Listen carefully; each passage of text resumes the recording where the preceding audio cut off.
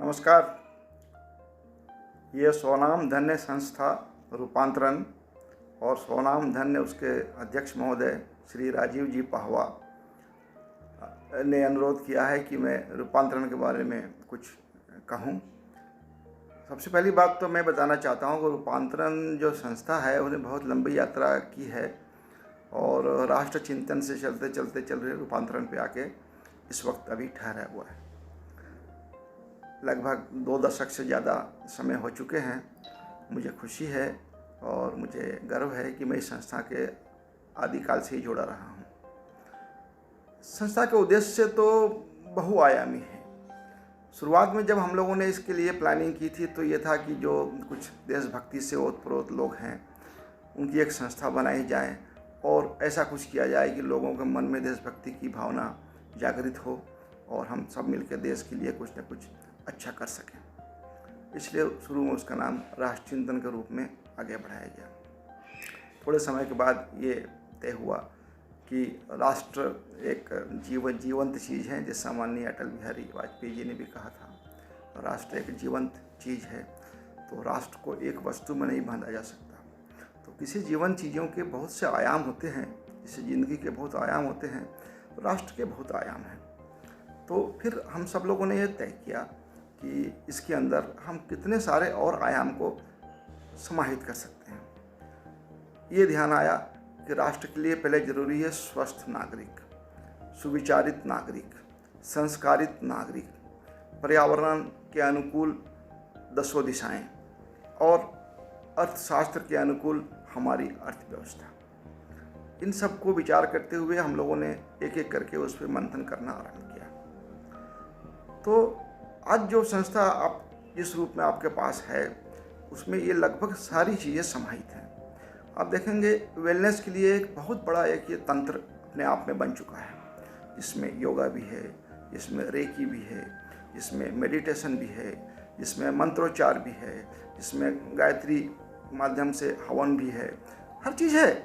मतलब एक मनुष्य को जीवन में शांति, शक्ति और समर्पण के लिए जो चीज़ें चाहिए सारी चीज़ें इस वेलनेस प्रोग्राम के अंदर इंक्लूडेड है। और इतना ही नहीं, ये जब वेलनेस प्रोग्राम स्वस्थ नागरिक होता है तो हमें स्वस्थ पर्यावरण भी करने की आवश्यकता पड़ती है। तो सबसे पहले आरंभ किया गया कि हम जल संरक्षण की दिशा में आगे बढ़ें। एक बड़ा अभियान लिया गया कि शिप्रा को जीवंत किया जाए। ये अभियान रूपांतरण के हाथ में है और उस पर रूपांतरण सतत कार्य कर रहा है।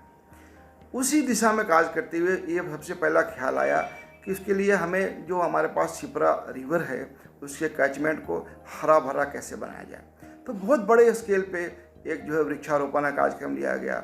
और आज मुझे बहुत खुशी हो रही है बताते हुए कि आज जितने भी संस्थाएं हैं आसपास में या दूर दराज के, इवन माननीय राजेंद्र सिंह जी जो जल पुरुष के नाम पर जाने जाते हैं, वो भी यहाँ पधार चुके हैं रूपांतरण कार्यक्रम में। उन्होंने मुक्त कंठ से प्रशंसा की है कि भाई जिस तरह से रूपांतरण ने काम किया है शिप्रा के किनारे किनारे, उसने जिसको ज़मीन को हरा भरा किया है, वातावरण को शुद्ध करने का प्रयास किया है, वो अत्यंत ही प्रशंसनीय है।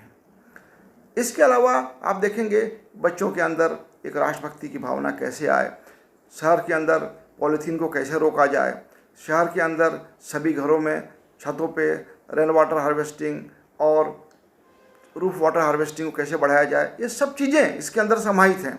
और इतना ही नहीं, बच्चों के प्रोत्साहन के लिए, उनके मोरल में वृद्धि के लिए विवेकानंद जयंती मनाया जाता है। उसे बच्चों से आमंत्रित किए जाते हैं, पुरस्कार दिए जाते हैं, उनको उनसे लेख लिखाया जाता है और उनको एक अच्छे मंच पे ला करके उनको मान सम्मान किया जाता है। ये सब इसलिए किया जाता है कि हमारी जो आने वाली पीढ़ी है उनको ये पता चले हमारा भारत देश वास्तव में क्या है। जो दिखाई पड़ता है वो सिर्फ एक छोटा सा हिस्सा है जिसको हम नहीं देखना चाहते हैं। जो बहुत बड़ा हिस्सा जिसको हम देखना चाहते हैं अभी पानी के अंदर है, वो बर्फ़ की सिल्ली की तरह है। तो रूपांतरण संस्था का प्रयास है कि हम उस पार्ट को दिखाना शुरू करें जो पानी के अंदर है। कहते हैं कि successful people don't do the things different but they do the things differently. रूपांतरण का काम ही यही है, उन्हीं लोगों से, उन्हीं चीज़ों से, उन्हीं संसाधनों से चीज़ों को अलग तरह से कैसे किया जाए ताकि हम पूरे समाज को रूपांतरित कर सकें, पूरे पर्यावरण को रूपांतरित कर सकें और इसको हम देशानुकूल, योगानुकूल बना सकें। मैं धन्यवाद देता हूँ संस्था के अध्यक्ष को, उसकी पूरी टीम को और स्वयं को भी, क्योंकि मैं भी उसका एक अंग हूँ। और मुझे कहते हुए बहुत खुशी हो रही है कि संस्था अभी और बहुत दूर तक जाएगी।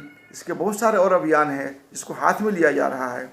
आप सबसे विनम्र अपील है कि आप सब लोग इस संस्था को जुड़ने का प्रयास करें, इन संस्था के उद्देश्यों को आगे बढ़ाने का प्रयास करें और हम सब मिलकर के शिप्रा जो है, अगला संघर्ष जो होगा वो हम शिप्रा के जल से करें। इस अभियान में आप सबके सक्रिय भागीदारी हो। उज्जैन हमारा ऐसा हो जाए कि ऑक्सीजन का एक खजाना बन जाए। उन्होंने एक इंडस्ट्री बनाई थी, ऑक्सीजन की इंडस्ट्री। उन्होंने कहा कि पेड़ जो है ऑक्सीजन की इंडस्ट्री है।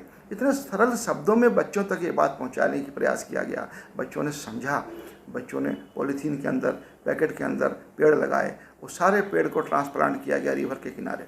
आज देखिए, आज शिप्रा किनारे की जो स्थिति है, अब देखिए हम किसी से कम नहीं हैं। लेकिन समय हर चीज़ में लगता है, लोगों के हाथ की जरूरत पड़ती है। जितने लोग हाथ बटाएंगे, जितने लोग समय लगाएंगे, चीज़ें उतनी अच्छी होंगी। मैं आप सबको नमन करता हूँ, संस्था के अध्यक्ष को नमन करता हूँ, संस्था के सारे सहयोगियों को नमन करता हूँ, उज्जैन की जनता को नमन करता हूँ। इतनी अच्छी चीज़ें उज्जैन में हो रही हैं, इसकी प्रेरणा लेकर के मध्य प्रदेश से ही नहीं, देश के अन्य स्थानों पर भी इस तरह के कार्यक्रम होंगे। नमस्कार, धन्यवाद।